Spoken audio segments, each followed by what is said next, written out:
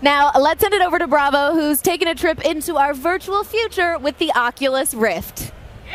Hey guys, Bravo here with Nate Mitchell, VP of Product at Oculus. Nate, it's a pleasure to have you with us here. First off, how's the show going so far? Show's going really, really well.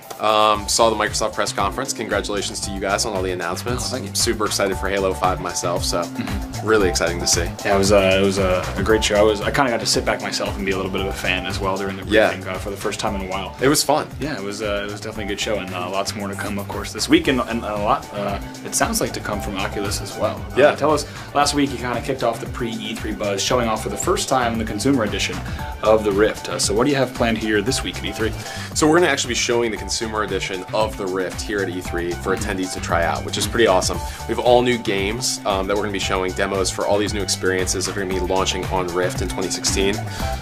Lucky's Tale by Playful, we've got CCP's Eve Valkyrie, Damaged Core by High Voltage, so just this whole suite of made-for-VR titles that we've been working on, and they're all playable here at the show. That was my next question. Oh yeah. So people are going to be able to get hands-on on the show? Yeah, absolutely. So people are going to be able to get hands-on with the Consumer Rift. We've actually got one right here. Let's show this thing off. Absolutely. So this is the engineering sample of what will be the consumer edition of the Rift. Right? Yeah, absolutely. So this is very, very close to what consumers are going to be receiving when they get the Rift in Q1.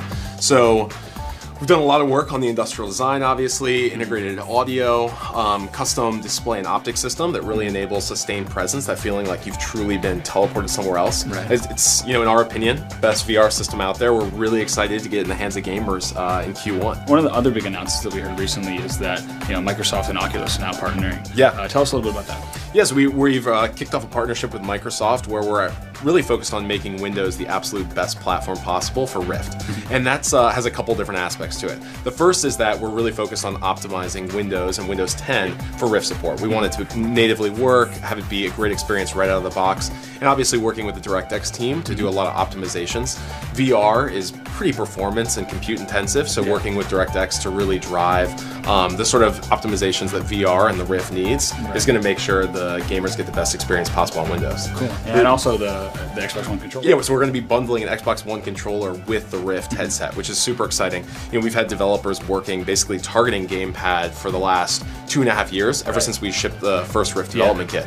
And so by including what I personally think is the best gamepad in the box, developers know exactly what to target, gamers get something that they can use that they know super well, and it should give a really great experience for some of the titles we just talked about. And then the third element is, we're enabling Xbox One streaming straight to Rift. So that's kind of a new sort of strange concept for a lot of folks, but basically, if you have an Xbox and a Rift, anywhere you have a Windows 10 PC, you're going to be able to have the best Xbox gaming room ever, right? So when I was a kid growing up, I was always jealous of my friends that had like projectors in their house, right? They'd play on a big screen. Well, you can stream your Xbox games straight into like a virtual cinema, right? So imagine being in a movie theater and playing your favorite game. That's sort of the experience we're enabling with the Rift and Xbox One streaming. So really excited to bring that to gamers. We also got to see recently the Oculus Touch, which I think surprised some people. So tell us a little bit about kind of where that idea came from, where that hardware was inspired. Yeah, in VR, everyone wants to reach out, interact with things in front of them, right? Pick them up. I want to be able to hand you something. I want to be able to pick up like a gun or a lightsaber, whatever it is, and swing it around a room. That's something you really can't do very effectively with a gamepad. And so we set out to really build something that would unlock this next generation of VR experiences.